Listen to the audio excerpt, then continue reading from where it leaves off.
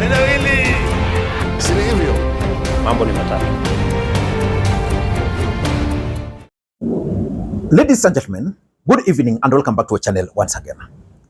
And it is my hope and prayer that the video is going to find you guys in good health. Personally, I am fine, as you can see. Kisumu is fantastic, and maybe you could also let me know where you're watching the video from. The county or the country, in case you are out of the republic. Ladies and gentlemen, Edwin Sifuna and his brigades held a successful political event over the weekend in Kitengela.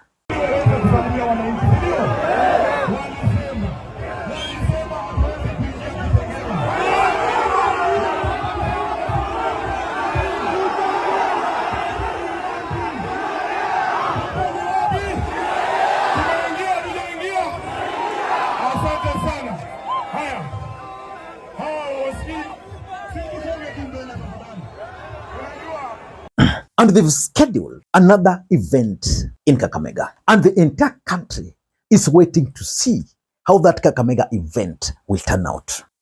On the other side, Oburu Oginga and his brigades also held a political event in Tononoka grounds. That event was not successful, as most people would have expected if Raila Odinga was alive. Hello, Sala. Hii mambo yako ya kutengeneza t-shirt hii ya president na ODM uwache kabisa. Umesikia?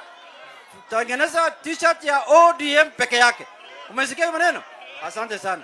Kaa chini. Ukifanya hiyo utakula kiboko mbaya sana. Gaucho iko wapi? Gaucho. Again, Oburu Oginga and his brigades have also scheduled a mega political rally in Siaya, Ahindi Gardens. Ladies and gentlemen, the Oburu group organized that event as a response to the event organized by Edwin Sifuna's group in Kakamega. So over the weekend, we are going to have those two political rallies. And for me, those two political rallies are significant, politically speaking. Number one, Siaya County is the home county to Raila Amolo Odinga, which means that is the home county to Oburu Oginga. Will they be received well in Alego? Will they be rejected? So which means Alego will send a strong signal nationally about the strength and the power of Oburu Oginga's group. So Kenyans will be waiting to see how that event is going to turn out. On the other side, Kakamega County has always been ODM strongholds. That is one of Raila Odinga key strongholds in the Luhya nation. And I can assure you kwamba chama kinaenda kuwa na umaarufu hapa Kakamega chini ya Fernandez Barasa akiwa chama ni wetu wa chama. Chama kinaenda kuwa na wabunge. Tukiwa chini ya Fernandez Barasa ambaye ndio chama ni wetu wa hapa, MCS tunaenda kuwa na nguvu, hata governor tunaenda kupata tu kwa chama ya ODM. So nahimiza tu members wetu wa chama ambao wengine wamekuwa na hofu kwamba Sifuna amekuwa expelled. Sifuna has not been expelled. Sifuna amekuwa suspended until the 27. Hiyo siku ndio tutakuja kukaa chini kama members wa chama, kama wenye chama, hapo ndio tutajua. Wenye chama sio watu wa NGC. NGC hao ni members tu 20 na wao walipitia makosa ambao walikuwa naona. They will bring us. Sisi ndio tutapitia, sisi ndio tamak. As the chairperson of the Orange Democratic Movement Party in Kakamega, I wish to clarify the county position with regard to the recent decision by the National Executive Council (NEC) to remove Senator Edwin Sifuna from the office of the Secretary General. ODM is a democratic political party governed by its constitution and established institutional structures. Its organs are mandated to deliberate and make decisions in accordance with the party's rules and procedures. Members at all levels are obligated to respect and uphold resolutions adopted through these lawful processes. In this regard, the decision by the National Executive Committee, (NEC), is binding, subject to presentation before the National Governing Council and subsequently the NDC for ratification as provided within the party framework. Sifuna has taken ODM party by a storm. And the question is, how will Edwin Sifuna be received in Kakamega on Saturday? So Kenyans will be waiting. Will they be received the way they were received in Kitengela? Because there was the feeling that in Kitengela, most people who attended were allies or were supporters of Rigathi Gachagua and Stephen Kalonzo Musyoka. Now in Kakamega, it will be the Mulembe nation. And remember, William Ruto yesterday met with elected leaders from Kakamega at State House in Nairobi. Again, that meeting was part of a strategy to undermine and to sabotage Edwin Sifuna's event. In this video, I want us to look at why ODM party have organized that parallel rally in Alego, Usonga.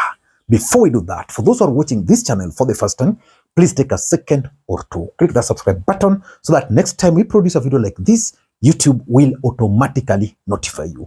And to the subscribers, I want to continue thanking you guys for your continued support. Because without that support, this channel cannot be where it is. Ladies and gentlemen, without any further ado, allow me to dive in. The first reason why these guys have organized this event is because they want to show their might. Who controls the crowd? Is Luo going to be with Oburu? Or are they going to be with Sifuna? If Oburu will be heckled in Alego, or if the event Alego will be attended but not charged, it's going to send a signal. So it means my friend Sam Atandi must do extra mobilization to ensure that, first of all, because politics is optics, to ensure that the field where the rally will be is full. That's number one. Number two, the speakers should be able to charge the crowd. So let's just wait and see. Again, that's exactly what Kenyans will be also looking for in Kakamega. So that's the first one. Who will attend this event? Number two, and this is very important, and this is meant for Babu Owino, the Raila Odinga succession politics in Luo Nyanza. I said yesterday, and some people thought that, Lee, you are being unfair. I indicated that the rise of Edwin Sifuna is also going to cause some casualties. Some people are going to suffer as a result of the rise of Sifuna. And I remember explaining that, for example, if Sifuna were to continue with the same trajectory, will Kenyans remember Babu Owino? Because before Sifuna rose, there was Babu Owino. What about Kalonzo and Rigathi? Because the day Sifuna was in Kitengela, Rigathi Gachagua also held a rally in Nairobi, but nobody talked about it. And because of that, yesterday, they held another rally in Nairobi. That is Kalonzo and Rigathi, to counter that other event so that they are not swallowed. Now, as far as the succession politics in ODM is concerned, there are two. There is the one succeeding Raila, and there's this. There are actually two. There's the one succeeding Raila Odinga in Luo Nyanza as the next Luo Kingpin. And then there is the one succeeding Raila Odinga as the ODM party leader. Babu Owino was at the center of succeeding Raila Odinga. If Babu Owino will go to Kakamega, the truth is, he is going to be swallowed there.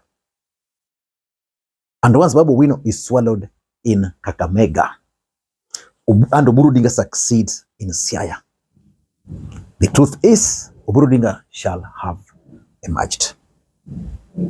So that's something these guys are planning to execute. And number three, there's also the broad-based politics. Are Kenyans, are ODM supporters pro-broad-based government, or are they opposed to it? Siaya and their turnout will confirm whether they support broad-based or not. And number four, the event in Siaya is actually intended to tame James Orengo, politically speaking. James Orengo is the current governor for Siaya. James Orengo is a key player in Edwin Sifuna's axis. And as the governor for Siaya, he will be missing in action. So which means the people of Siaya will meet in Siaya town. Ahindi Gardens to James Orengo's office is strong throw away. I think it's 100 meters. Less. Yes, less than 100 meters to Orengo's office. So major rally will be there. Orengo is not there. I'm 100% sure that these guys are going to ensure that on board is Nicholas Gumbo Wajonya, who was Orengo's opponent in the last election. Very popular guy. So he'll be brought on board. And because he's very popular, you'll expect him to come with his supporters. You'll expect his supporters to be excited about being given a platform at that event. I can also predict that David Ochieng is going to be invited to this event. Ochieng is the party leader, MDG. He wants to become the governor for Siaya. He's very popular, strong mobilizer. I expect him in this event as much as it's supposed to be an ODM event. The current deputy governor, who is not seeing eye to eye with James Orengo has actually locked his office. Duolinge is likely to attend this event. So a lot of things are going to happen. But at the end of the day, they are trying to tame James Orengo. So Orengo will not be able to address people in Siaya, because at that time when they were going to Busia, Orengo could not address a meeting in Ugunja. Again, tomorrow will be in Siaya. He's going to be tamed. Those who are allied to him will start feeling the heat. And importantly, the other thing they want to know is who is with us and who is not with us. They'll be taking their pen and paper. MP for Alego is the host talker present. MP for Ugunja, there. MP for Rarieda, MP for Bondo, they'll take credit. They'll take the register. Who are the aspirants who wants to run? Are they present? Because those who will miss this event definitely are thinking of bolting out or are not part and parcel of the team. And lastly, they want to gauge the reaction from Mama Ida and the Odinga family. What will Mama Ida say? Will Mama Ida allow her allies from Siaya to attend this event? Ladies and gentlemen, I don't know what you think. That's my take. Until next time, this is Lee McQueen. Bye-bye.